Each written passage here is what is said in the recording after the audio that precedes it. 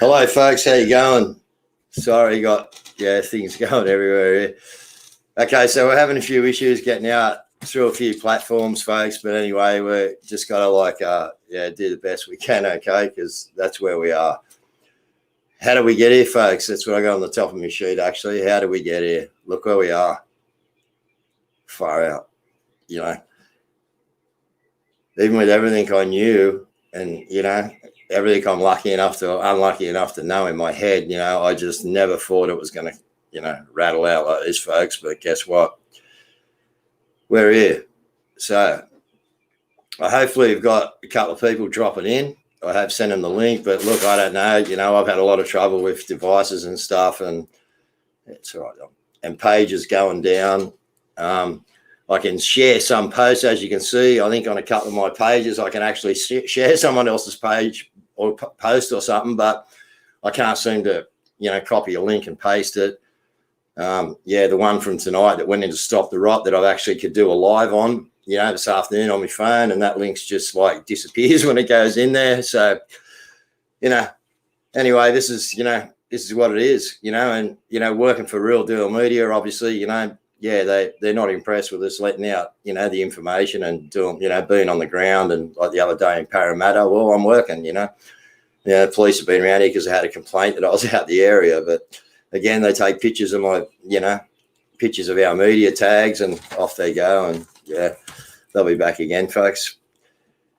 But anyway, look, hopefully we've got, a guy called Tane coming in that I've been, talking to with probably for about a month now, actually. But over the last couple of weeks, probably getting into a bit of like very, very useful information about the Mourie Nation. Now, also, if anyone's been watching, I've been, following with some Indigenous people as well from Darwin, okay, that this guy's grandfather actually met Queen Elizabeth and we got given a sword over there that was brought back from King James or something, I think. And, the Queen gave it to him and told him to come back here and reclaim their country. And some things happened that I'll let you know about later, folks. And the government stepped in. The guy didn't survive, I don't think. And, I know. And from there, it all went corrupt again. So, the point is here that we need these people, okay? We need these, sovereign people of the land on our side standing with us, because I'm going to show you some documents, folks. Now, okay, just going to give you an idea of, what's coming. Now, we know this is coming. These documents are just clarifying a few things, okay? So I've got a document here that we're going to put up, and this first one here is from Canada, I hope. No, the other one actually, Mel. Is it? Okay, so I've got the other one. Okay, so put that one up.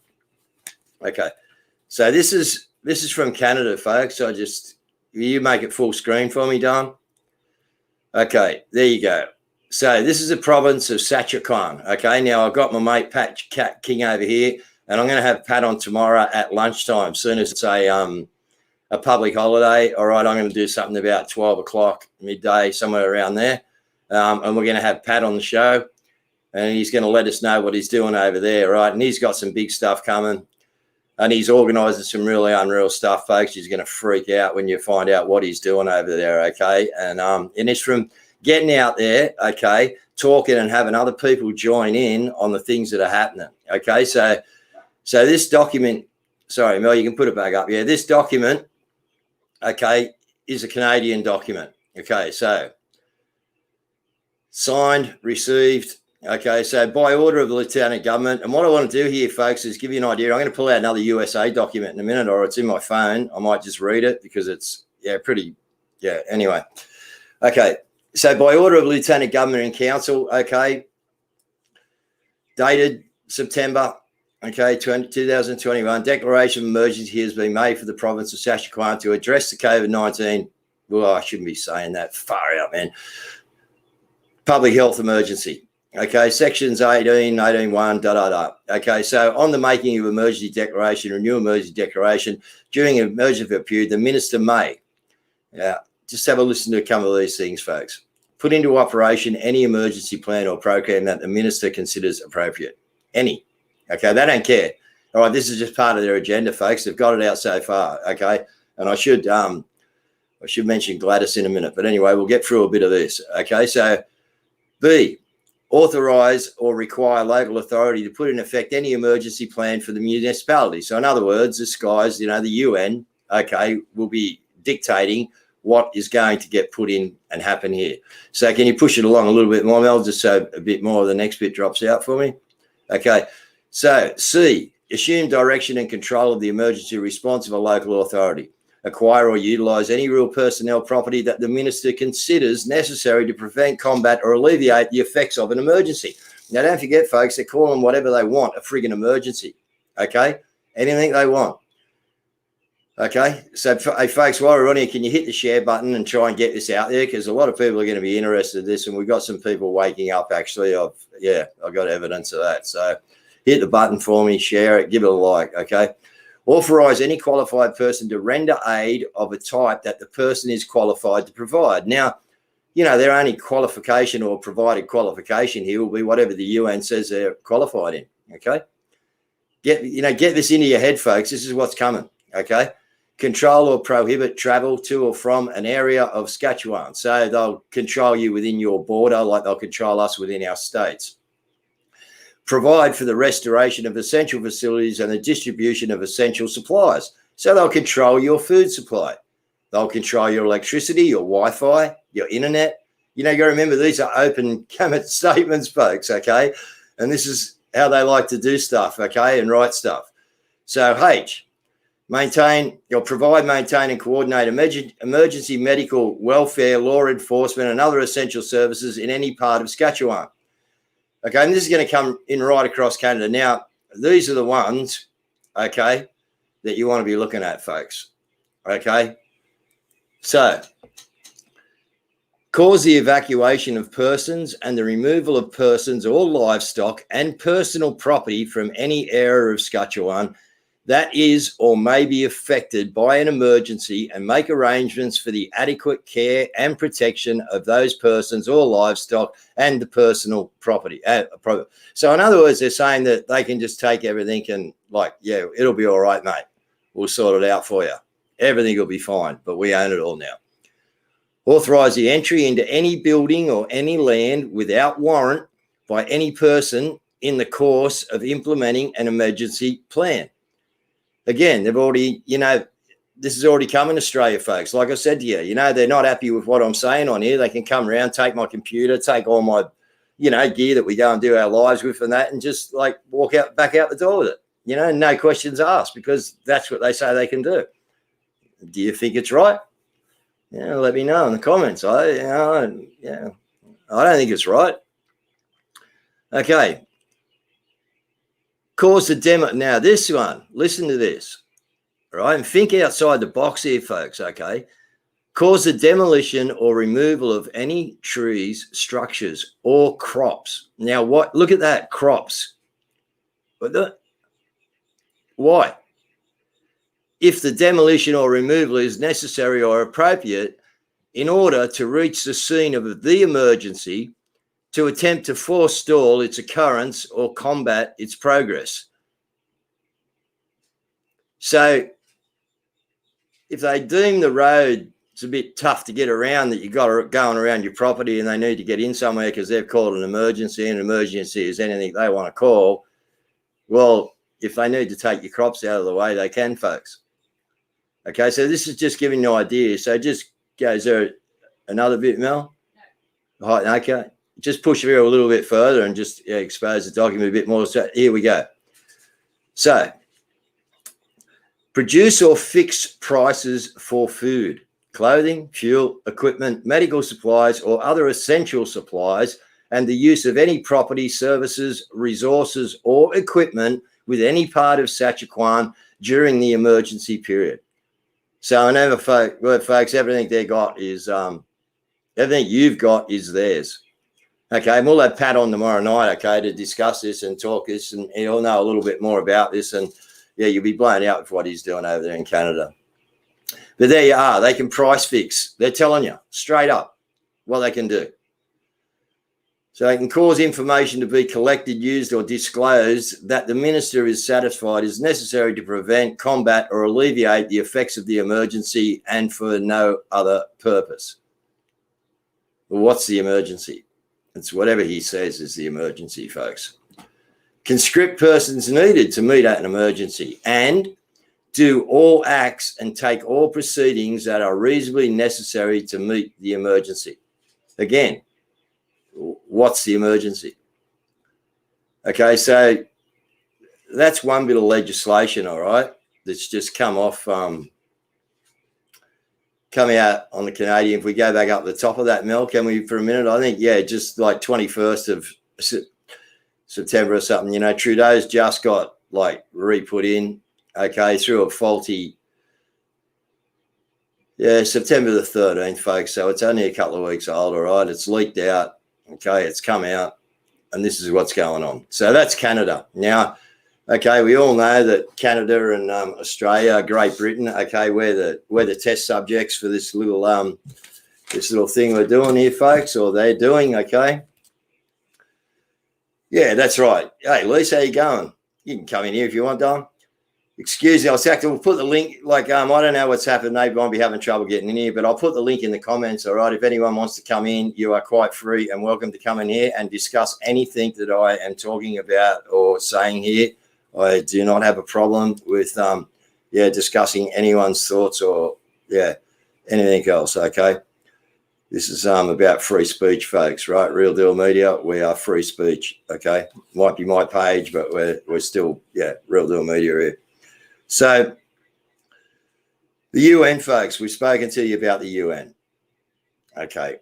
I've spoken to you about what they're trying to do here and what they own and what's been going on. I told you we're going to expose a little bit about, you know, Mr. Packer and his little Crown Casinos antics and things like that. But I now want to, and I'll show you that this is actually like, can we? Okay, it's come from, it's not going to, that camera's not going to let you see it, but it's come from, it's come from our people, folks, okay? And we haven't vetted this yet, but I mean, this is the type of information. You just saw that document there that I had and just lost it, sorry. That other document that I had there is, from the Canadian government. So now I just want to read a couple of things of what we know is going to happen. Okay, what I probably haven't told a lot of you people about, but what we know is supposed to be coming up in the future. So now I'm just going to read a quick couple of paragraphs, okay, folks?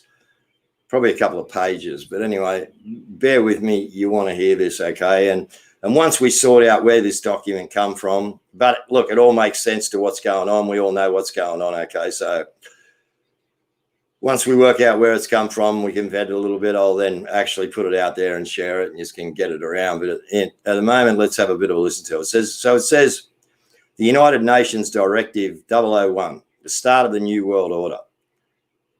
In our calendar year of the 4th of July, 2025. So put this little document in perspective, wherever it may have come from. They were meant to bring this out in 2023, folks. They've had to rush because Hillary didn't get her 2 terms in office to, bring the ball home, bring the game home. And, Trump sorted that out, by winning and then by winning the next one, but losing it, as we all know. So what's happened is that we have them panicking and bringing everything forward, okay?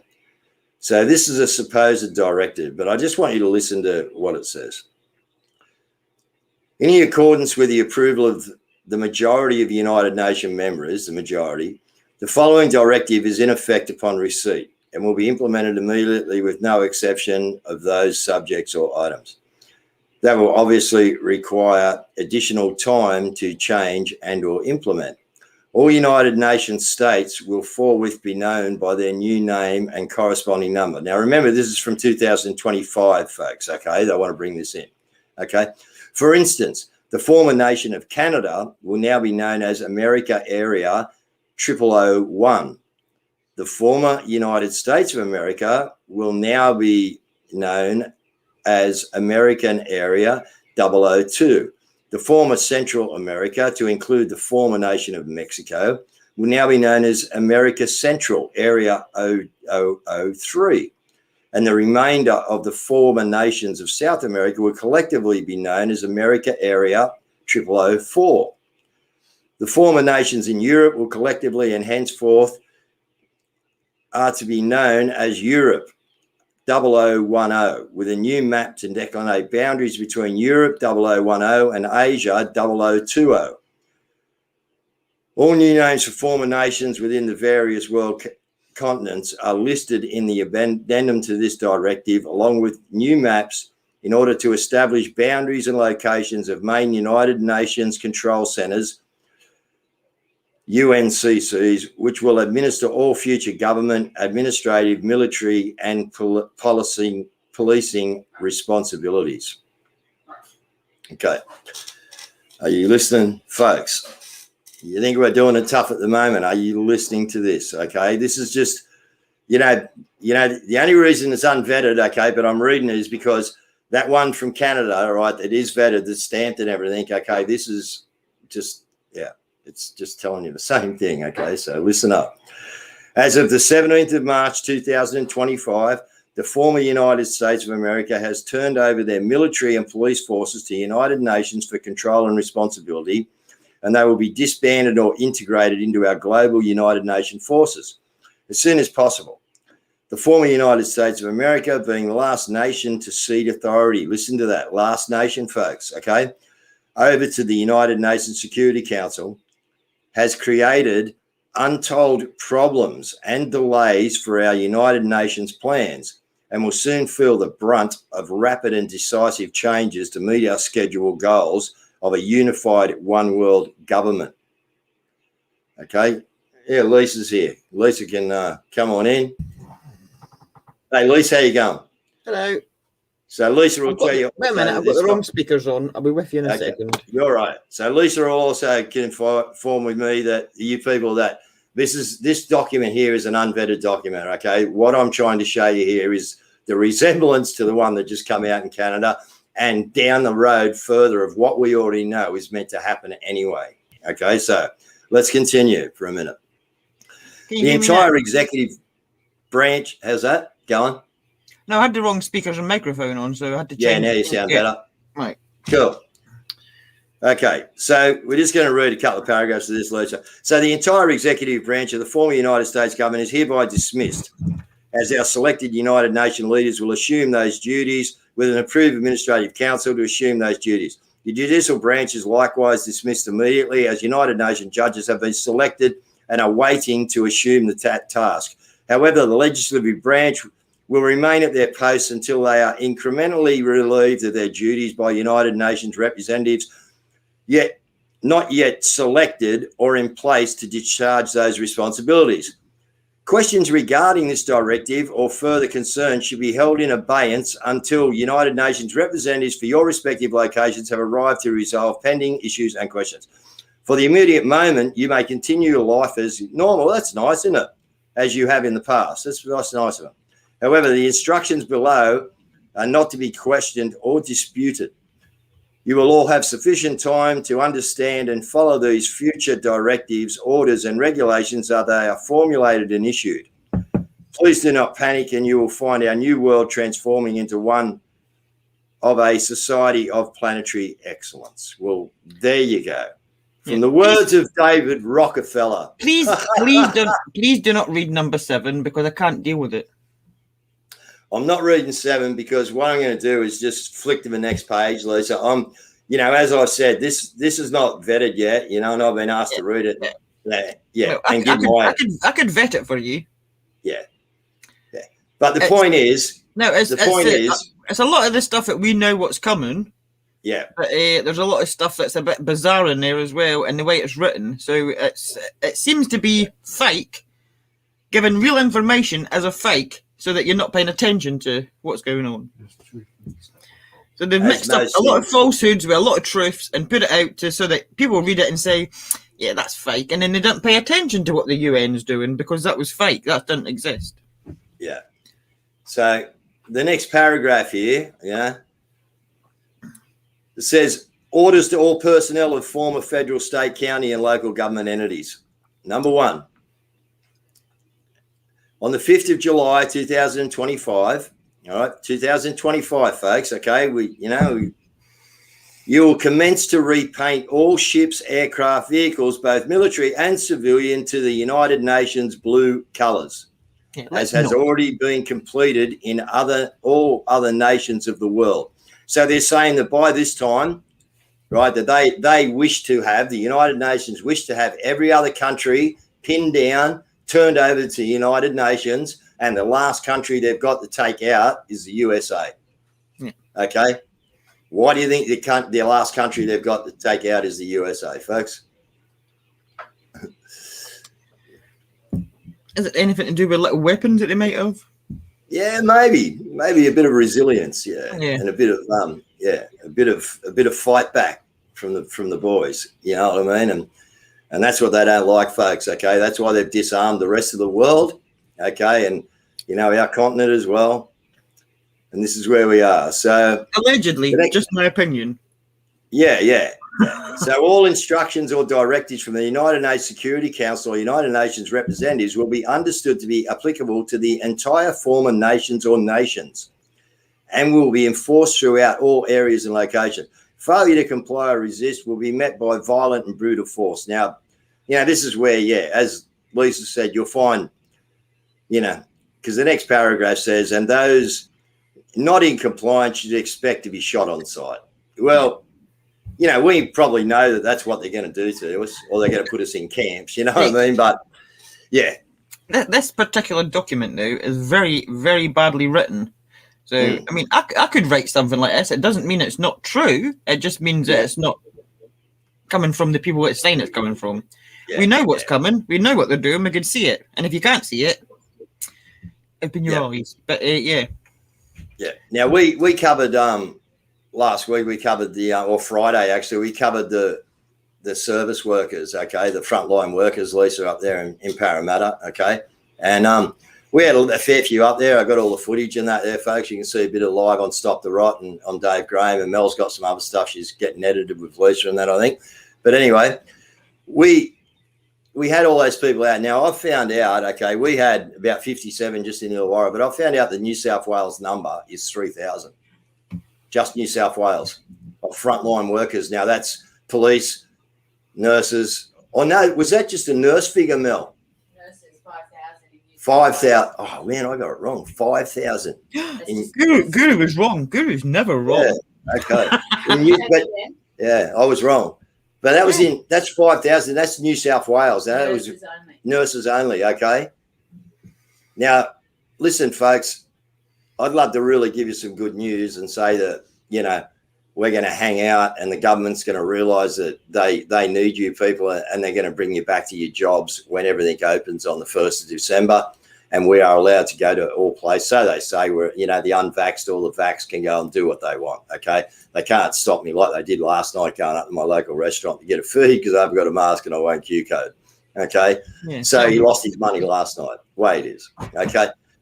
But folks, I got to tell you straight what I know, okay? And that's why I gave you these documents up first in the show, because I want to tell you what's coming, okay? As much as I love all you nurses, ambos, doctors, and all you people that stood up, and I was just so humbled to be with you guys. What did you just... Nurses and what? Doctors, ambos, ambulance drivers. An ambo? An ambo in Australia is an ambulance driver. That's our nickname for our shorthand for an ambulance. I wondered what the hell you said. Ambo. Paramedic. Yeah. That's weird, but I like it. Carry on. Yeah. So me and Mel were very humbled to be there with all these people who have actually had to stand down from their job, like well-paid people, high up in society, as we look at them. These are our saviors, these people, when all things go to shit.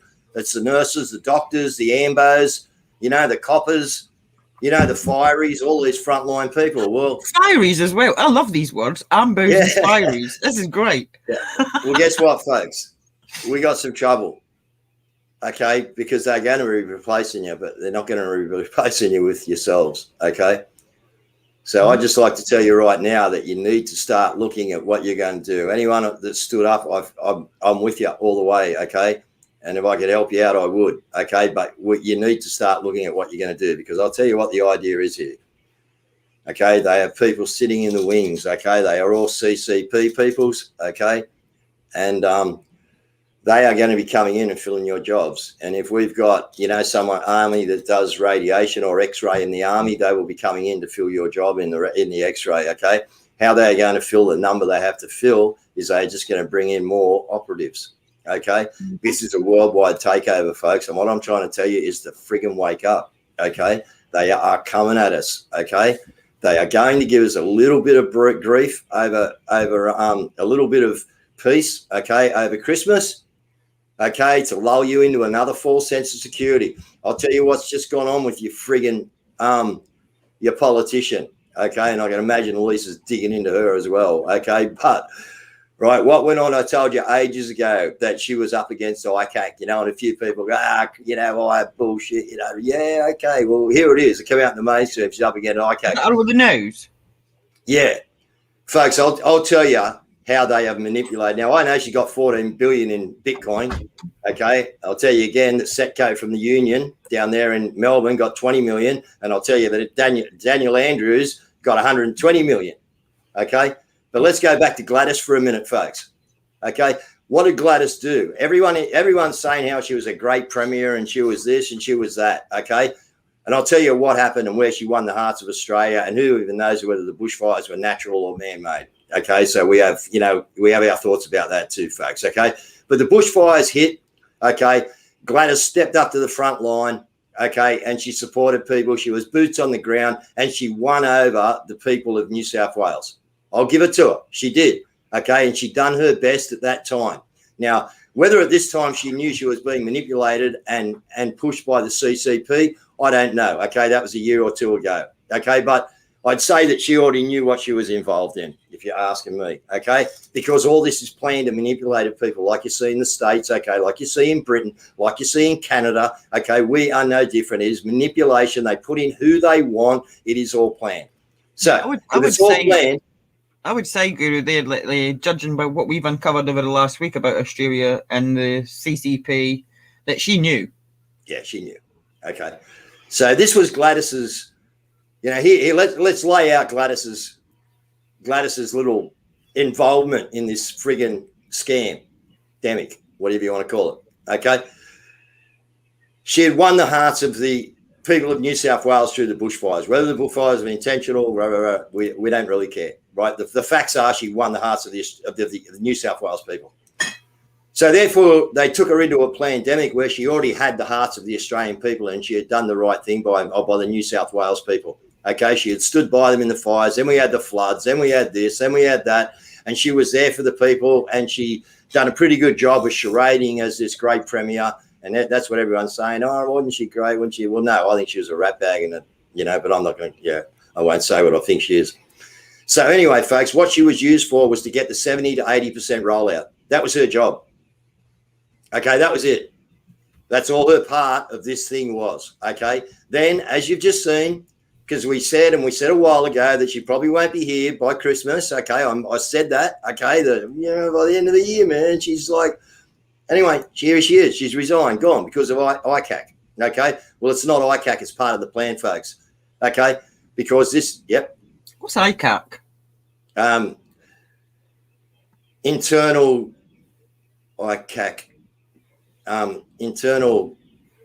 Is it like a government thing? It's to do with internal politics. Is it a government thing or an independent thing? ICAC's an internal investigation into. I should know that straight. So it's not an independent thing. It's like internal government thing.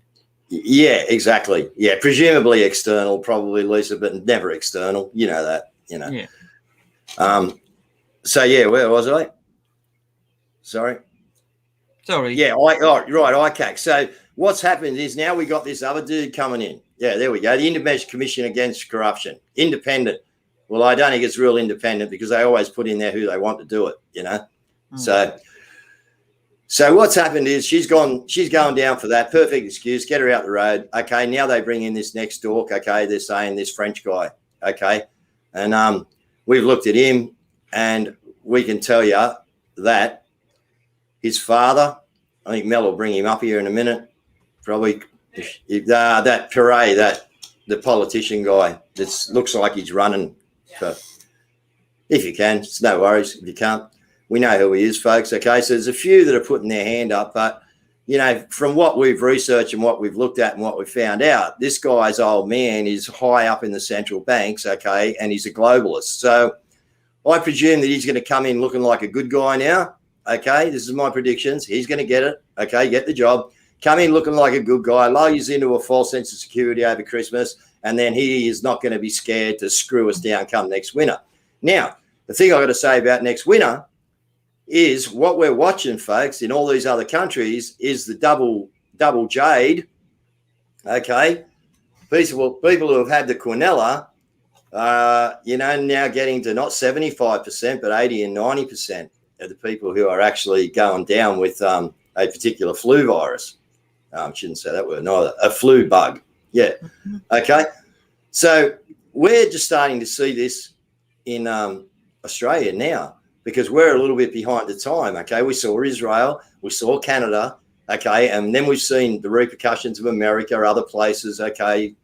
Iceland and, you know, Great Britain, okay? And now what we're finding is that everybody who's not well is up.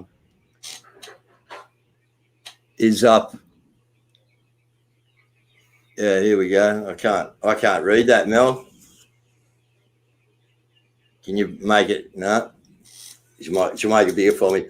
So here, the bloke taking over as interim Premier of New South Wales, Dominic Perrottet, just found this online. For anyone happy Gladys has resigned, the bloke they want to bring in is a hardcore globalist, Dominic Perrottet. His father is senior at the World Bank, a UN company, and behind the whole great research scandemic. Seriously, friends, you can't make this stuff up. Fasten your seatbelts. Okay. All right. So, you know, this is what we got coming, folks. You know, you think it's been hard at the moment. It's going to get harder, okay? So it is, okay? So I don't know. We've got Tane in here, actually. He needs to connect his devices. You need to connect your devices, Tane. Just go down to the cam mic settings, mate, and just see what you can do down there. Mel's in the back screen, might be able to help you out, maybe. No, I can't. You can't from there. Yeah, so folks, what I want to do is really wake you up. You know, look, I know you're awake out there, all right, and I know you're all trying to do your bit about, you know, trying to stand up and do what we got to do. And look, Melbourne's been absolutely unbelievable. Yes, Lisa? I just looked it up while you were talking there. Dominic Perrottet is 39 years old. He was born in 1992, and he recently celebrated his birthday on the 21st September. He is the third eldest of 12 children. His father, John Perrottet, worked for the World Bank as global lead for tourism at the International Finance Corporation in Washington, D.C. There you go. Anything in Washington, folks, D.C. And he's apparently worth $2 million. He's worth how much? $2 million. So no one's looked into his Bitcoin account yet, eh? Yeah. Yeah. G'day, Tane. How are you? I'm good, thank you. How are you?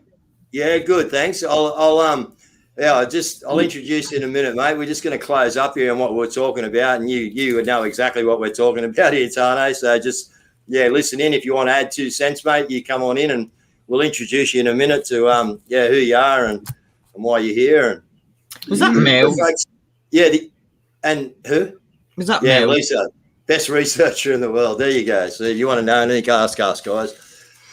But listen, what I want to do here was just give you an idea before Tane come in and I talk to you and give you a bit of hope. I had to tell you a bit of truth, folks, okay? And the truth is, don't expect, right, I just want you to get off and, you know, go and, like, look into doing some stuff, okay, for yourself, because things are going to get harder. But my line is, don't expect the government to actually be waiting for you people to give you your job back. As unfortunate it is that I have to say that, all right? Looking down the track, knowing what we know right through Real Deal Media and all the contacts that we have around the world, okay, we know that this is not the case. Their playbook was for you people to stand up exactly as you have, okay, and there's nothing else you can do, okay? I'm not saying you've done anything wrong. You've done the right thing, all right? You stood up. But what we've done is we've played into their hand, okay, because that's exactly what they wanted us to do. They wanted you to resign so they can replace you with UN, input, okay? And that's what they need to do all around the world. So I'm sorry to be the bearer of bad news, and I wish I could tell you something better, but I got to tell you the truth, folks, okay? That is their plan, okay? They're not saying that you aren't good doctors, you aren't good nurses, you aren't good everything. They know you are, okay, because you stood up, okay? And the reason that you stood up is because you are those particular people that they don't want to see. You have ethics, you have morals, you are good at your job, okay? So take that on board, folks, okay? But unfortunately, I got to give you the straight news, not the sugar-coated news, okay? And I hate having to do it. I'm nearly in tears fucking telling you, okay? I really am, okay? But, okay, the future's not great, folks, with the CCP get their way. So united we have to be, Australia, okay? And we're going to talk about that in a minute with Tani. So, Lisa, if you want to hang around, that's fine. We'll bring Tane in. If you want to come on screen, the three of us can be on here. Tane's going to talk. Lisa, you might have questions for Tane, eh? Because this is, this is some different law again. This is equity law. But, folks, I'm going to tell you why I've met Tane, okay? I know what Tane looks like, okay? And, he's not as good looking as me, but he's all right. He's a New Zealander. How do we pronounce the surname? How do we pronounce that, Tane? Tane. The last name we're not worried about? What's that? Is that a real last name or an alias? It's my given name by the natives. Okay, cool. That's okay. And Tane will explain this to you in a minute, folks. Okay, so I've been talking and working, behind the scenes with Tane for, probably a month or a bit now since I first was introduced to him and met him through some other people. And as you know, I've always been working with the Indigenous here, of the sovereign of our land, the Aboriginals, and, trying to, get them to come together as well and, be united and stand up and help us, which is happening, and I'm not the only one doing that, folks. I'm a small pawn in that, all right? I was just invited into the circle to help do it, okay? And we're getting a lot of resistance against it, believe me, from outside forces. But anyway, Tane is part of the Maori. He says it's different to me. I pronounce it Mourie clan. He's going to pronounce it different, folks, okay, because he uses the right pronunciation of it. But Tane is a man who's come from New Zealand. I'll let you tell his story. I'll just quickly introduce him. That needs to have his head off the screen at the moment, folks. But you believe me, he's not a robot or an IA or anything. He's real. I've met him, okay, and spoken to him. And so he's got some things to tell you, folks, that are probably going to rattle your bucket a little bit, okay? But I want you to hear the guy out. It's very interesting, okay? And I believe that this is the Aboriginals have their right to this land, this form that of the Maoris that have got, and we're talking about the earth here, people, okay? In Genesis, God gave us dominion over the earth, not countries, okay? So Tane will explain that a little bit more. But Tane, bring it in, mate. Let us know who you are. You've done this a few times, so let's just go for a sort of segment one, an introduction into what you've got. Let's not spin their heads right off their shoulders at the moment, but let's give them an overall view of what you've got and how it works. And then we can, in future live streams that we spoke about this afternoon, we can just then categorize and work on each bit of it, so we get a better understanding that way, I think. Yeah. Okay. Thank you. I'm not a New Zealander. Okay. I went across from Australia on a vision quest I was given. I was doing my entrepreneurship in Melbourne with Shannon's Classic Cars, and I actually lived with Robert, and I learned so much about business, finance, law, contract law mainly. And I did a course called Money and You, which has taught people like Robert Kiyosaki, Tony Robbins, Brad Sugars, Chicken Soup for the Soul. I was really into the commerce and setting up my future, and threw everything at it. And I became a business partner with Robert Shannon, heading up the division for the immobilizers. When I got this deep vision to go to New Zealand, and Robert and I had words, and we couldn't reconcile them. So I left to go to New Zealand. I wanted to open up a branch in New Zealand on Shannon's because Robert was originally from New Zealand, but we couldn't negotiate that or get a remedy to that. So this passion and this deep vision was very deep, and it felt like I would die if I didn't do this. So I went to New Zealand, and I basically went to meet the Indigenous on their grounds, and they turned up after a while. But in the early stages, I couldn't get the completion of the vision that I had. So out of money, I went to work and then formed my own construction company and participated in that. After a couple of years, the Māori turned up and asked me for help to get their land.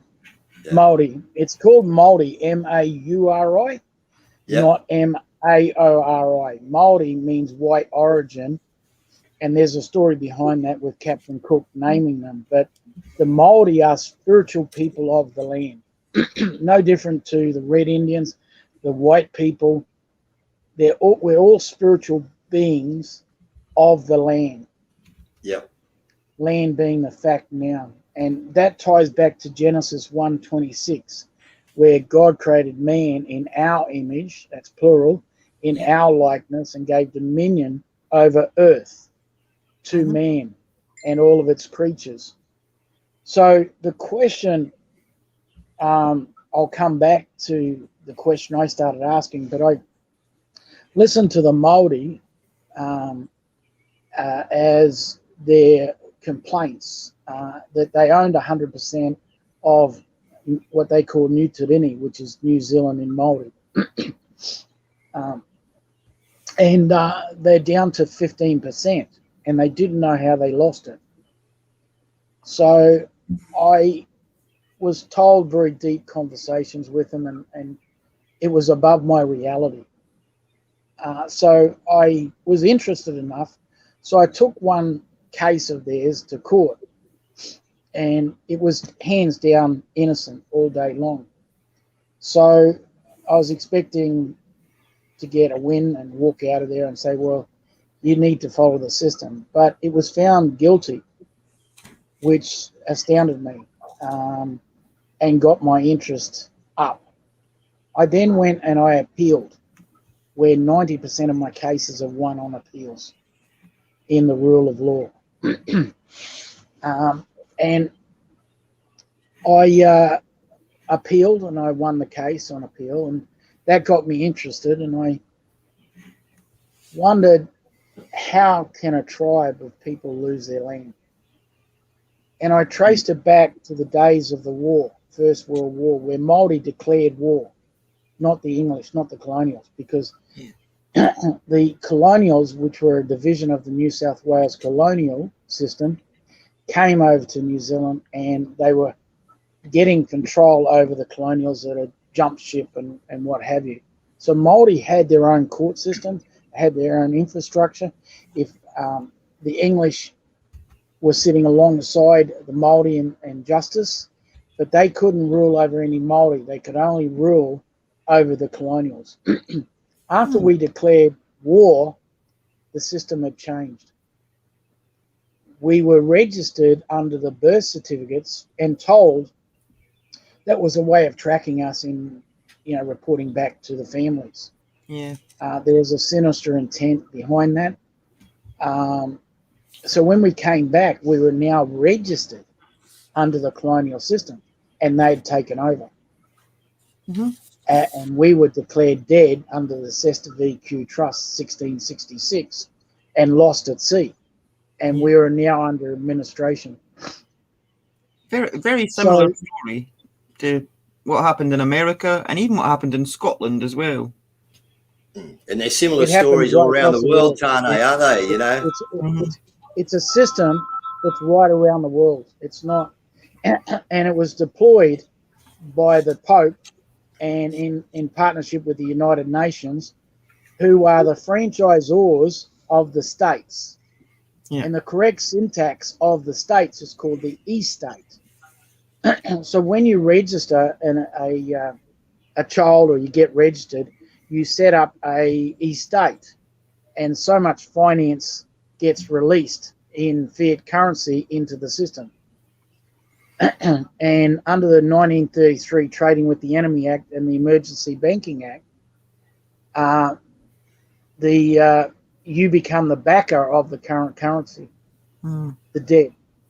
So when you establish, now they've established every living native as a birth certificate, John Henry Doe, and a dead estate, they administrate that estate. So you can't represent, you can't get a mortgage. It's all deception. So you're dead. So everyone's dead. Yeah, if I just step in for a minute, go, Lisa, and then I'll come in. Yeah, go. No, like, if that, like, because that's basically stolen land. That was never theirs in the first place. They just took it. And then if they've sold that land on to, say, China, does that land legally belong to China? Because it should never have been sold by... No. The only thing, everyone just draw a cross. And right on the one side of the cross, creditor and debtor. Yeah. So person is a debtor, a native is a creditor. The land is still there. That's what I found out with the Māori. No one's taken the land. It's a transmission of paperwork, administrating of paper. Yeah. So the creditor owns the customary title. Because when I challenged the courts in New Zealand, I said to them, am I entitled to full disclosure? And the judge said yes. I said, well, can the Crown supply me the contracts where the living man has relinquished his rights under God and sold them the title of customary title? And the Crown couldn't produce it. So I moved motion to dismiss the case for want of fact. Because there's only two laws. Yeah. And there's only two laws, trust law and contract law. Yeah. And your mother becomes an informant that transfers the uses to the Crown. So there's the contract. Yeah. So to get back to the earth, it's a simple remedy. What do you think the remedy is? Rip up the contract? No, you can't, because they won't recognise. But it's close. You've got to do the administration to cancel, because you're of legal age and tender now. You can cancel the contract of administration and take over your estate. So before Tony goes any further, folks, I've talked to you before on here, on a few streams back in the early days, right, about how when I was trying to explain to you what's going on in this world, how we are all registered in America, okay, that the police and everybody else, the states, the politicians, everybody's a corporation. Australia's a corporation. The states are a corporation. The courts are a corporation. And we were all sold at birth, okay, in a birth certificate. Then you were given a bodgy birth certificate to keep in your cupboard and put on a little photo frame and look at this. This is when I was born, But that real one that's all written in capital letters is part of a trust, folks, okay? And you can find that trust by tracking your birth certificate on the SEC in America. Okay, and for tracking your birth certificate number, it takes a little bit of work and it's complicated because they don't like you doing it, but you can track it to find out your value. And I've seen Tanya and that do this on screen on a different app. It wasn't actually the SEC, but they did bring up me and they brought up another gentleman that we're having a Zoom with, and it was unbelievable the amount of money that he had been traded for. So if you think that this is not real, folks, out there, and that when I'm telling you that you're a straw man and you're fictitious, and this is why the courts do this and the courts do that, which I've explained to you, about this maritime law, okay? So this is what Tony's getting to now, okay, is that we're locked in this contract through no fault of our own, okay? Our parents didn't even know what they were doing, man. They just said, here, before you take your baby, you need to sign this form, okay? And everyone signed the form, took the baby, and in a couple of weeks, here comes the bodgy birth certificate. And the government own the real one that has the estate, the trust, and they are the owner. Okay, they are the owner. You are a nobody. You are dead as far as they are concerned. Okay, so I'll That's right. You explain. need to be I just administrator. want to, Can I just yeah, step in here? Yeah, that's a great backfiller. But there is 2 certificates. There's the John Henry Doe name, which is administrated and owned by the government. It's not you. You go into death, births, and marriages and ask for your born certificate. And on that born certificate, it will have John Henry. And that's the proof from their system that you're alive before they administrated you. So everyone must stop using their last name. That's the first step. And get the evidence from deaths, births, and marriages of your born certificate. And it'll just have your first name, given names. So why are you stopping using your last name? Stop using your last name because that's not yours. That's your family's. It's your. And if you go to the old movies, so Tane, what you need to do is just take Lisa and the viewers back a little bit. The last name, okay? So it's a given family name, but there is a problem with it, Lisa. Okay, and Tane, just take them back to explain the problem with that last name. Sorry, I've never heard this bit, so I'm a bit like, yeah. I knew the rest about like your registered live birth and everything, but I didn't know about the surname. Yeah. So what I had to do is do the forensics on where this whole game started. And it started with the war when they registered your first, second, and last name. So before the times where your mother registered you, it was at the times they took registrations for the males to go to war. That was the starting point. And then they went from there, and then it became a program and education of language as of right that you did that as a parent. So your last name is the family. Like in the Bible, they quote the Jesus Christ, the son of the son of the son of the son of the family heritage name. That's where you come from, that family, that tribe. But your given names is what your parents gave you. In your old English movies, you had the house of Charles or a house of whatever. That's your clan. Yeah. But your only name, given names, was what you were known as. And you identified the clan you came from. Yeah, that's like very like Scottish clan names are very important. Yeah. Correct. And every country is the same. They come from a DNA collective, tribe, or family. But that's not your name. Your names are just use your first name and like you're of that clan, but that's not your name. Right.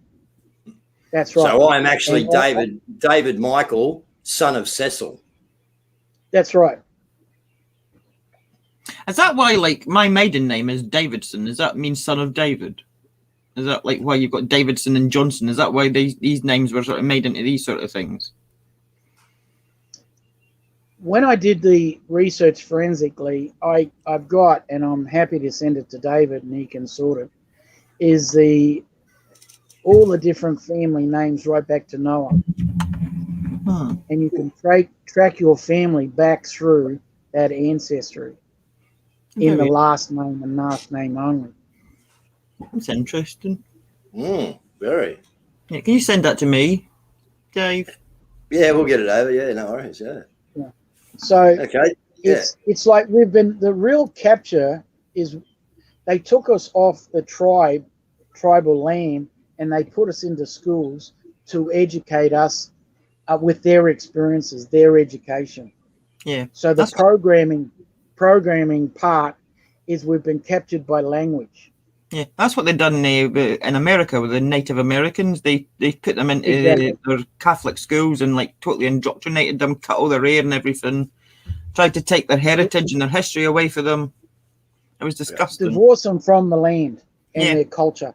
Yeah, that's exactly what they tried to do. The land is in equity through God. God has never given up the customary title of the land. And we are all human beings, not human matters. Yeah. Prior to They're like human beings. in the UK, So here's how the trust works. Your body is the trust. Your six senses are the trustees. Your spirit is the beneficiary. I know that So- in Scotland, before like the English came in, they gave all the land in Scotland to the lords, the English lords, and then they took ownership of the land. The Scottish people never actually owned the land; they were just like stewards of the land, and they maintained it because the land never owned to them; they were just looking after it. Yeah, but therefore there's no such thing as Scotland, America, England, Australia, New Zealand, because it's only the earth. Yeah. So I don't, in any of my documents, acknowledge, and I don't commingle with the devil or his language. So there is no Scotland, America. If you can show me, and I say to the courts of the Crown, if you can show me a wet ink autograph where I contract to statutes, legislation, or your country, I'm happy to participate. But please show me the contract. Yeah. Oh, you got no contract? I move motion to dismiss for want of facts. That's actually true because Everyone's it all started off commingling. as like one huge Pangea, so it was one landmass, wasn't it? It's Earth. Yeah.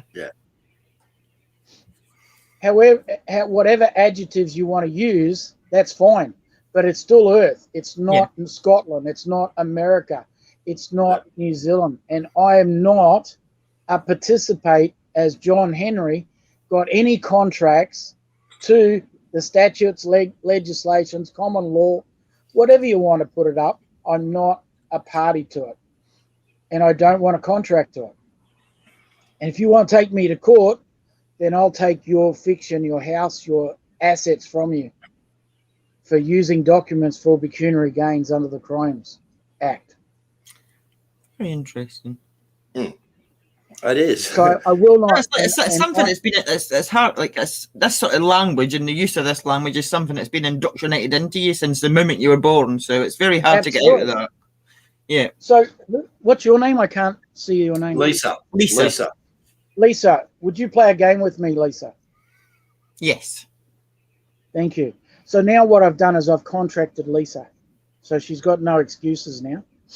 So would you share an apple with me, Lisa? I'm scared now, but yeah. Yeah. See what you've done, David? You've scared her. She can't see me. Now she thinks I'm an evil man. There's a strange man that looks like a light bulb trying to share his apple. There's a reason he's not on camera. So Yes, I don't know what you look like, but I'll share your apple. So do you think we're communicating?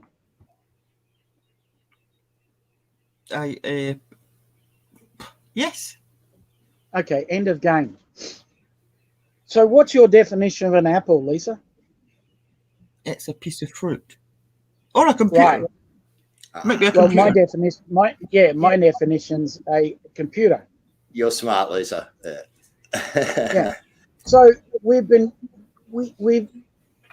communicate through projection. So we get stimulated from our subconscious mind and we project a reality. It's not a truth, it's a reality. Yeah. From our experience. And that experience has been put in there by us reading books and being educated by the system. So our subconscious language is what they want us to speak and have the experience of. Oh yeah. Yeah. Yeah, it's all language and It's all projection. It's all projection. Now, Lisa, you're an intelligent woman. How are you going to communicate to me? So I'm going to ask you another question. all right. And I don't want you to project. I want you to communicate to me. Would you have sex with me? No. So you just projected again and you made a statement, Yeah. which is All right. what a debtor does. Now, what I want to share with the group here is how to communicate. So the only way you can communicate effectively is by asking questions. If you'd said to me, what do I mean by sex? I would reply, selling, enthusiasm, and excitement as an acronym. Right. I wouldn't be projecting. Okay. I would ask a question. And that's how I defeat the court systems and the establishment and the system, because I don't answer statements. I ask questions. Right. Well, you kind of threw me back there with your question. I was like going for an apple. Going for like, do you want to share an apple to like? Yeah. No. But here's a spiritual intent, because they've taken our creative juices away from us through language. Because sex in the spiritual dictionary means two things coming together to produce a third thing. So without sex, nothing can be manifested from your imagination. Yeah, it's like the word intercourse could mean a conversation, so it didn't. Absolutely. So it's the question that we need to define the intent of language. And if we can just transform and teach people to ask questions, what, where, when, how, who, and not make statements, then you release the control, because they have to produce the contract. Yeah. Yeah. It's very simple and very, very effective. Yeah, it's very simple, but it's difficult to get, like, when, like, I'm 41 years old. I've been living the way they've taught me to live since I was born for 41 years. It's difficult, but to get out of that mindset, it's quite difficult. I'm 60. Yeah, it is. But if you believe that, you're right. If you don't believe that, you're right. So it comes down to your intent. So the Garden of Eden is the spiritual realm. We fall out of the Garden of Eden and fall into commerce in our brains, where we fall into duality. Yin, yang, black, white, north, south, that commerce, credit, debit. So to get back to the promised land, we got to part our minds left and right and allow the spirit, where everything yet nothing exists. We're just floating beings of energy. And that's our true language. In Māori, we call it wairua. We do our prayers, like everything we think, everything we speak is a prayer. What where do you we take. Is it wairua, did you say? Yes, wairua. It means spirit.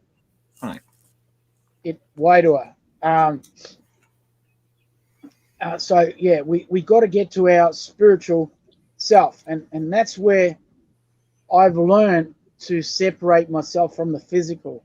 So I always come from, we've got to turn the triangle upside down.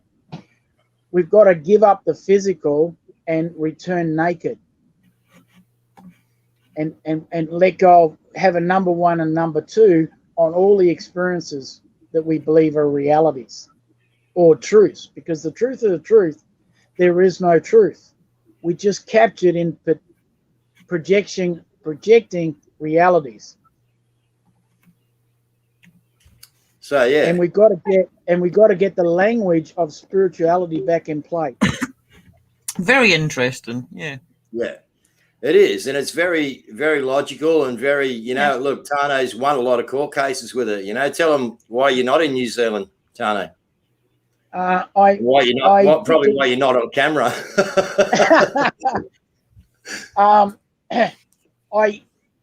As I said in my earlier story, Māori approached me to help them get their land back. So I did forensics and everything and started testing and measuring it in the courts. The court system can't beat me in court. I did a 15-week trial where the court system, the government, decided to discredit me because I was a nuisance to them in the courts. I won everything in the Court of Appeal. Or in appealing in the high courts under rule of law. So I kicked a judge off the bench. I've retired police officers. I've retired a lot of people, and I became a national security risk. Then I was teaching people who said they didn't have a deposit how money works.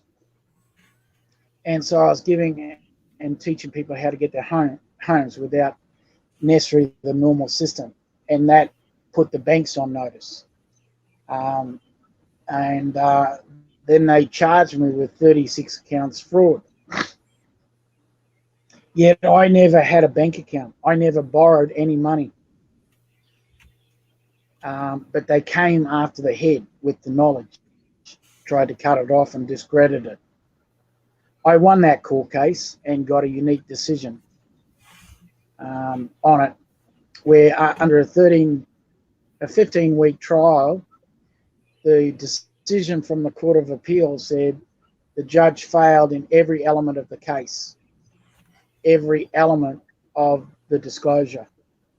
He failed in 8 points, and I got a decision of a miscarriage of justice. So the government realized they couldn't beat me at court. I left to go teach Bitcoin because I thought that this was the way to establish a separate currency from the banks. So I went to India and taught Bitcoin and came back, and they wouldn't let me back in the country. They cancelled my visa.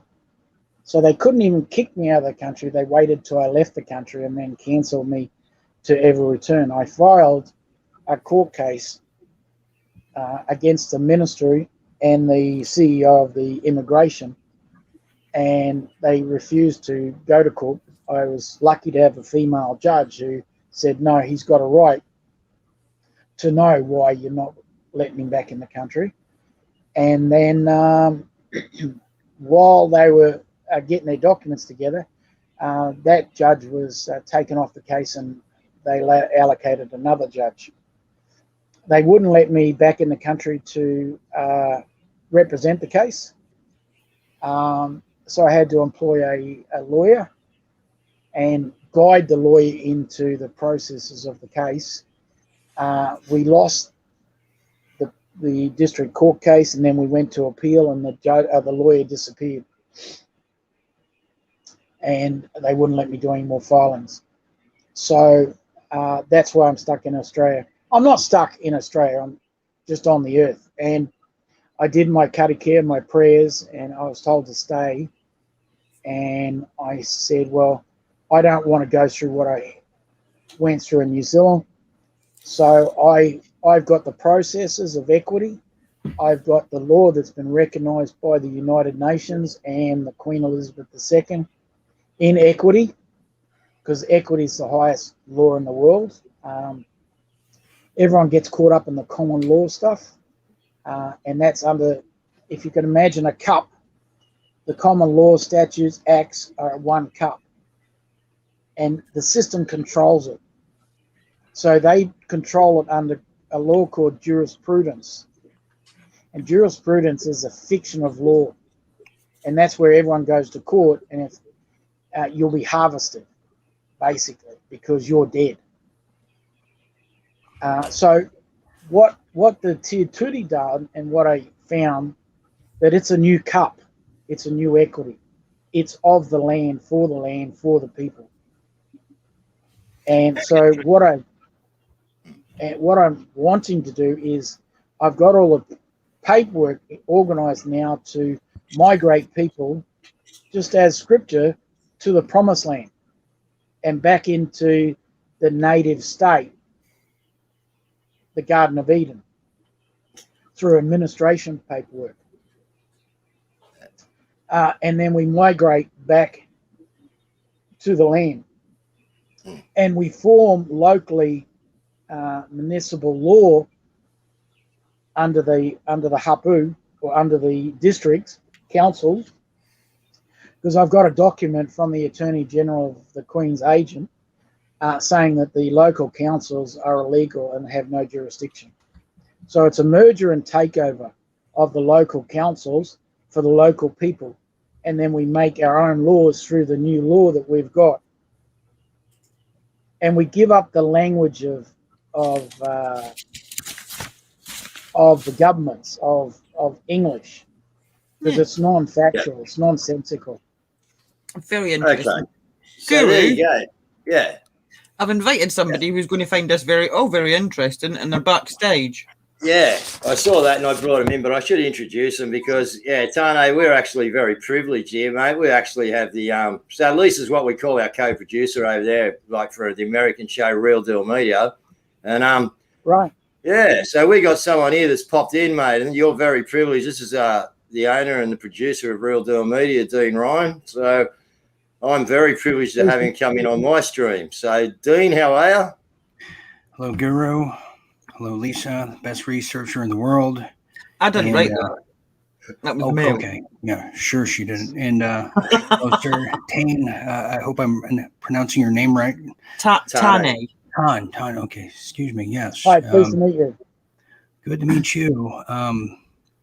It's a very. Are we look? What are we looking at on Tane's camera there? It looks like a. If I could describe, it looks like a. Is it a lamp? Is that what that is? That's a light bulb, and I don't know what else it is. Okay. Yeah, I don't know what's I'm up on the ceiling. I can't work it I'm out. just reluctant. I'm just reluctant because in New Zealand they tried to kill me. I've had a stroke. I've had psychic attacks. I've had 4 heart attacks. Real. Oh, yeah. No, I totally understand. Oh, yeah, we Just, can hear you on that. We've had them as well, haven't we?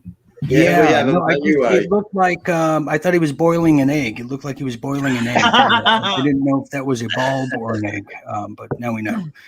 But yeah, I've been to New Zealand once, and I'll tell you, I was at a bar talking the way I do, and nothing incriminating, but the bartender asked me to leave. He said that kind of talk is not allowed around here, and I got those looks in Sydney as well. So New Zealand.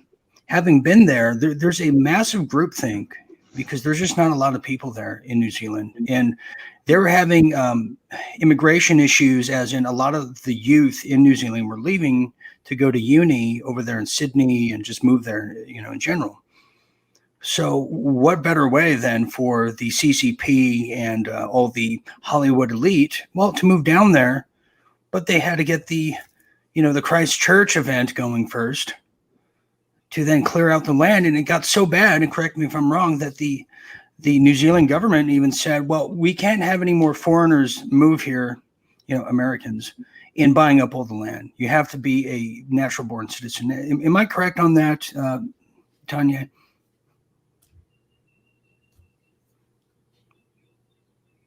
Tane? I think he said yes. Well, maybe he. Yeah. Yeah, lost him for a minute. Yeah. But yeah, that's. It was very interesting what he was saying about languages and that. I wasn't expecting the question he asked me, I must admit, but yeah. Yeah. No, so it's the syntax language and that they talk about, you know what I mean, and having, how they, and like we know now, they're just going through now, but now we can pick up on it, but they're changing the meanings in the dictionary, you know what I mean, to suit their own narrative, what I mean? So, exactly. Yeah. Sure, that's why they keep remaking movies. You think you would make, why don't they remake Gone with the Wind or Citizen Kane, right? Or the Westerns? No, they're remaking, American classics that weren't that long ago, trying to put their, all of Will Smith's kids and all these New World Order type of approved CIA actors and stuff. You see, now we know. They're trying to rewrite history, even rewrite pop culture history. To then look what they did to Ghostbusters, and I know it sounds daft. Oh, no, that was ridiculous, though. That was ridiculous. But there's a method to the madness. What they're doing, they're trying to rewrite these iconic films, even children's programs and such. Well, they're trying to rewrite history. I mean, like they're using this woke thing to do it. But look at like the latest Anne Boleyn thing that they've done in the UK. They went out of their way specifically to hire a black actress. Now, I'm all for equal opportunities, but that's going to teach the next generation of children that way back in the day, Henry VIII married a black woman, and he just didn't, because that's not the way history worked. It's funny. I thought Lisa was going to say, I'm all for black actors, but... equality. But there's going to be a whole generation of children watching these programs and thinking that was acceptable. Look what they're trying to do, Lisa. Look what they're trying to do to James Bond, the most iconic UK British figure in all of cinematic history. The next one that I think they do want to make a Jane Bond, isn't it? Yeah, I thought it was like like a black James Bond, wasn't it? They were talking about having a female James Bond. Yeah, like Grace Jones or something. Yeah, it's the It's most just butchiest. ridiculous, isn't it? Jane Bond. Yeah. Yeah. You know what's funny? To them, they think diversity is, well, if we just throw a black person into the cast, that's diverse. That's diversity. It's not though. It's insulting. It's actually insulting. It's insulting to the black community. I mean, They're saying, well, the same way, if they remade like Roots, if they remade Roots and put a white actor as Kunta Kinte, they go or mental. Mexican, yeah. They would go mental. Yeah, They would. They would. But see, they're using the plight of the African Americans as a mechanism to drive home communism, which They're using them completely. They're completely using them.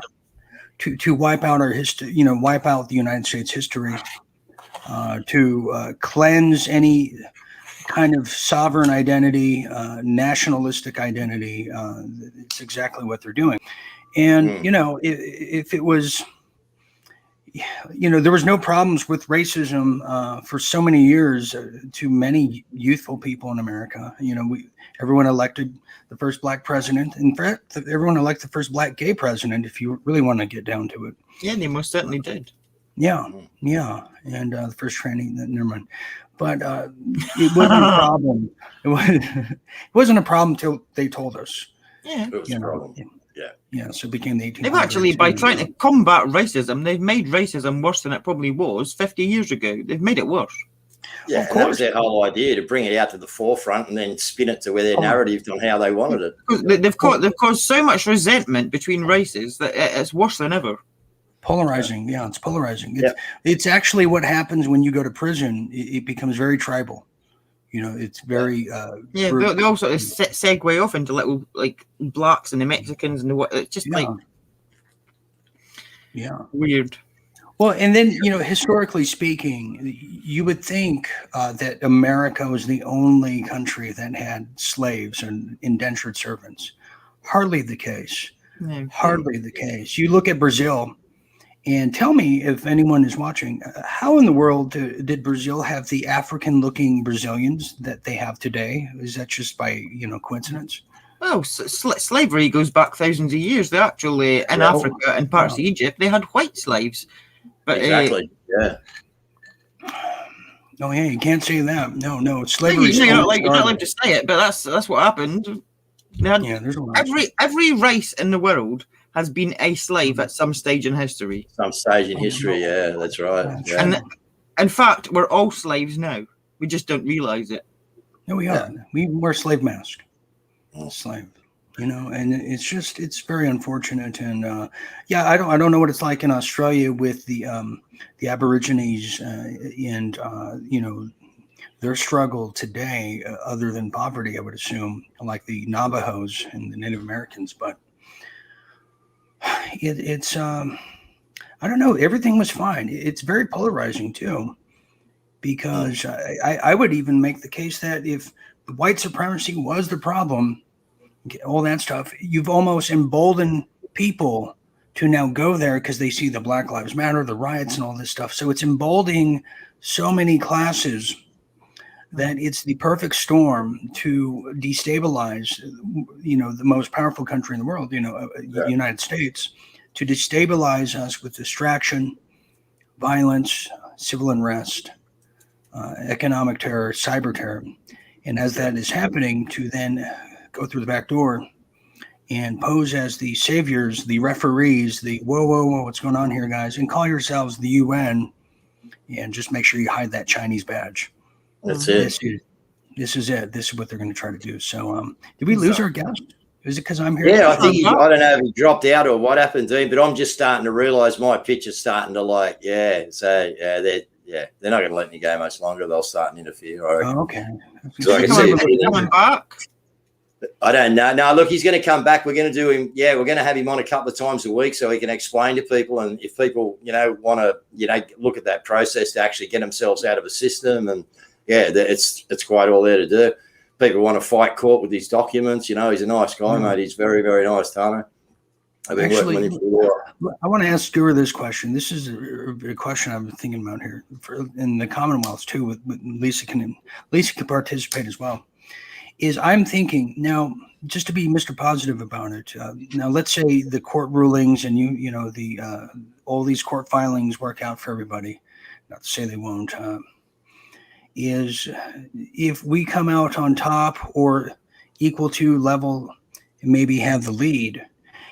Does Australia and maybe England, is that the point, from that point onward, is there going to be a movement then to say, we, the citizens now of our new sovereign countries, we want our weapons back? How does that look going forward? And maybe our guest is back. Yeah, Tano, you've dropped out. Maybe you're back in. Yeah, we're just having a bit of a chat here. And Dean's just asked then, Tano, do we think, or do I think, in Australia here, if we happen to win this thing and we win the war, would there be a movement for us to get our guns back, you know what I mean, and get armed again so this couldn't happen again? My answer to that, Dean, would be that I think the movement that's going to happen after we actually take this thing down, if we do, like we're talking, is that we are going to want to get at the bigger movement is going to be removing us from the corporation system. Right. Okay. Because if we don't have the corporation, if we don't have the corporation system, well, then we don't need that. We won't have all these problems, because we're back to equity law or sovereign law or something that actually works with the people. Yeah. Well, you need to get rid, knock down the structure and rebuild it again from the ground up. I think you don't touch the structure. You remove yourself from the structure and get back to the law, the God's law structure that's already in place.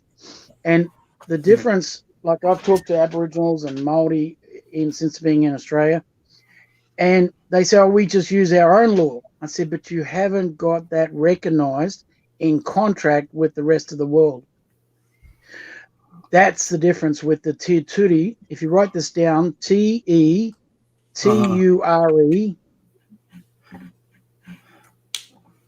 Maori, Maori, Maori again, Act 93-95.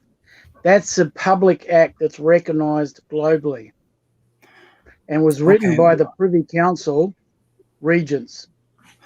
So here's my question. Let me refine my inquiry here. This is a very unconventional war. A lot of the tactics that we have all taken, not necessarily us here tonight, but as a movement around the world, has been predicted. The Rockefellers certainly knew there was going to be pushback in this area and stuff. My concern, my curious concerns is that this? Pardon? Te Ture Whenua Mourie Act, is that right? Yep. Is that it? Yeah, that's it. Yeah. Yes. Okay. Well, now, that's the public version. In the conflict of English and Maori, Maori shall prevail, Section 2. Well, let me. I just want to. I'm thrown off my thinking now. Thank you, Lisa. To finish my point, and I would love to hear because we have England, Australia, and New Zealand here. I don't get to speak to New Zealanders often. So my point is, if we know we're fighting an unconventional war on many fronts, people say spiritual, but when you get down to the brass tacks, there's a reason why China is rushing to space, and there's a reason why the defense, the DoD, the Department of Defense last year said that China is using direct energy weapons to cause the massive fires in California, Washington, and Oregon, which we know were done on Australia as well. Was it 2 years ago? Right, in the wildlife, we saw some pictures. How do we fight an unconventional war with conventional means of going to court and stuff, which they're all, that's why they're accelerating. Okay, how do we fight these people if we don't bring down justice served to these people, because we cannot coexist with them physically in this realm in this global front here if we don't have the means to protect ourselves. Here's my question back to you. How do you kill a disease? Well, there's prevention. You have to prevent, you have to find the root cause, then you have to prevent it from happening again. Yeah, you stop feeding it. Right. So in my forensics, I've always looked in how to kill things. That's why they came after me, because they took my assets, they took everything, but they couldn't kill the spirit. So they did everything in New Zealand to kill me, to eradicate me, take my money, everything. At the end of the day, they couldn't find any way, because I had the Tiaturi and I had the seal from Queen Elizabeth II. Okay. Wow. And so the end of the day, when I left the country, they ceased to allow me to come back in because they couldn't control me. You can't control an energy force and a spirit. You can only control the language and the matters. So if we remove, that's why I did the forensics, and some of my paperwork are written by Supreme Court judges in America to give us the freedom back onto the land. So I've administrated the paperwork to get us back on the land. And then I've got the education to teach people to stop commingling. Stop biting the apple. Stop registering your cars. Stop registering everything. You know, people I know are sovereign, and the first thing I say, have you got a birth certificate? Have you got car registration? I go, yeah. Well, you're not sovereign. You're deceiving yourself. Sure. You know, unless you get rid of... You can't continue to live in both worlds. You've got to pick one. There is no Wales. There's Earth. No, yeah. Well, No, worlds. Worlds. Like the world that they've created and the way it's supposed to be, you can't live in both. You can't like have their licenses, pay their taxes, and be free at the same time. Well, you can, and that's what the Rockefellers do, and that's what the coffee companies do, and the oil companies. They have a debtors side, which is a company, but that company under the shareholdings is owned by the trusts. All the wealthy around the world operate in trusts. They work in both realms. They work in the physical realm and the spiritual realm. The spiritual realm is the trusts. And you've got to articulate yourself in that. Like, I have a paymaster. I don't own anything, but I control a lot. You know, you've got to restructure your mindset. You've got to restructure your language. There is no Wales. There is no America. That was probably the Scot. I didn't say Wales. I said worlds. Like, yeah, but he's talking. There is no country, but it doesn't exist. It's just Earth. Yeah, it's just Earth. And then you hold the position by saying, "Show me my wet ink autograph, contracting to the acts, the statutes, the common law. Show me the contract." And of course, they can't. Because for years, since you've been alive, they've been administrating a fiction under jurisprudence. So when you start calling them on the questions, you push them back.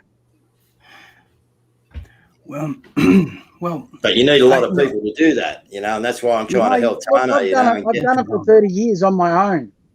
Yeah. It's like the monkey theory. It just takes one monkey to pick up the potato. Yeah. And others to follow suit. Yeah, well, that's very interesting, Tane. Yeah. Thanks for dropping in. And like I said, we're going to get you to do a few more, Tane. We're going to, you know, break it down. You and I will talk off stage, like, you know, tomorrow or something.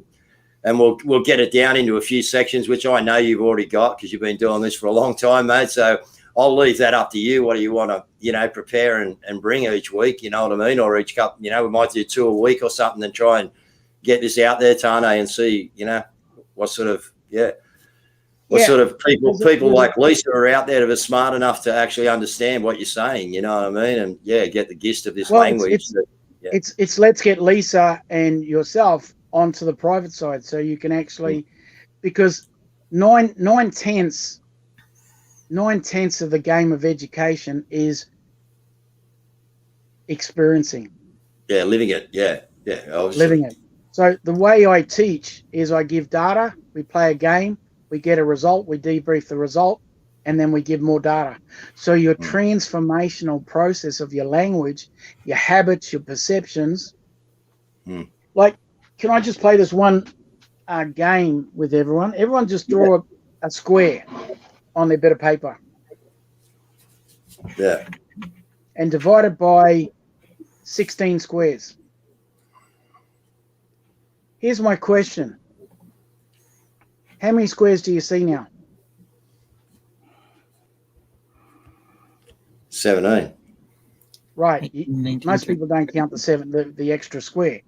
Yeah, because you How built many one do you around see, the Lisa? outside. About 24. You've got 24. What's everyone else see? Dean's counting. Is it 24? I got 24 because I copied Lisa's. Homework. So Yeah. the thing we failed to start a conversation on is the terms. So before you played the game, you should have said, what are the terms? What do you mean by square? What's the definition of a terms? It's basic contract law. And in my language, a square is 4 equal sides. And I bet every picture that you've got, that everyone's drawn, is not equal squares. So you lose by perception in the game with the statute and with the government, because they'll twist the perception. That's what jurisprudence. I actually didn't draw it because I didn't have a pencil, so I just looked up a square that had been drawn already. So it was equal squares, and there's 26. But yeah, I cheated a little bit. That's I okay. didn't have a pen, Andy. You want to do business? You want to do, David? You want to do business with her because she's going to cheat. So games reflect our habits and our perception. But I can tell you right now that all of you guys are dyslexic because you're not reading the question. The question is, how many squares do you see? And your mind and your perceptions are changing that question to how many is there? Yeah.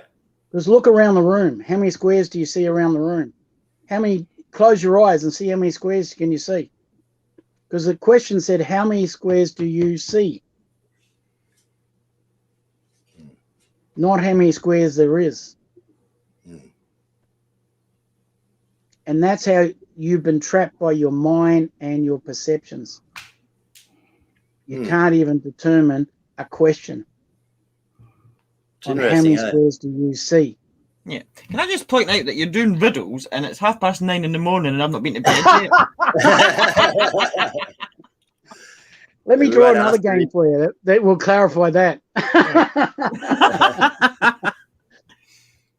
You're going to tell me it's not 9:30. One more, and then we got to sign off. Yeah. Yeah. All right, guys. I'll leave you with that. That's enough for the first session, and I really respect all of you to taking the time. It's a quality of your spiritual being to be looking for the answers.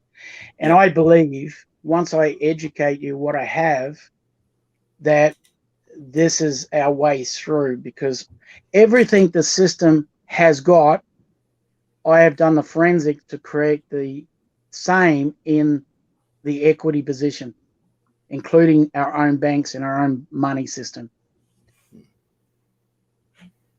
Well, we'll get into that on the next one, Tane. But Yes.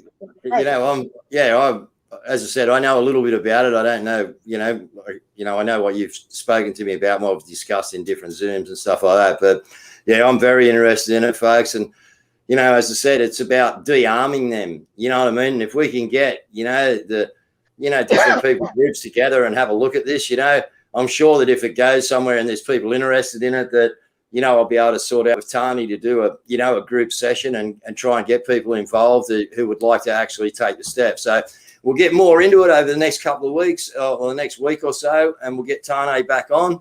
And, we'll delve further into the system and see who's interested and, what we can't do about it. So thanks, Tane. I appreciate your time. No worries. I'll just leave you with this one question. Yeah. I'll leave you with this one question. How do you kill a disease? That's the solution. Take away the food source and you'll take over the world. And at the moment, folks, we're the food source. Yeah. Yeah. Okay, guys. Love you all. Thanks, Bye. Dana. Thank you. Yeah. All right. So, thank you for the surprise visit, Mr. Ryan. Yeah. Very good. No. I hope the authorities are watching. This is my boss, authorities. Okay, this is the guy I work for. Okay, so yeah, you're no doubt watching this. Here he is. Okay, there he is, just there. Okay, he employs me over here in Australia. You know, if the police are watching, they should really ask themselves the question of what's it going to look like, you know, not even 50 years from now, just several years or less, when everything they thought they knew about their country, their cities, or the jobs they thought they were signing up for has really not turned out to be just that, and has just really become an extended hand of the great, you know, power of the East, China. If they really look into it, I asked them, the cops who are watching in Australia, is who owns your natural water rights in Australia? Who owns your ports? Who owns your money laundering at your universities that's happening? Because I can guarantee you, you don't know. And nor will you really want to find out unless we're telling you to here tonight. So it might be the first time. So you are an extended hand of the hidden hand of the United Nations and China together that have completely usurped the land down under.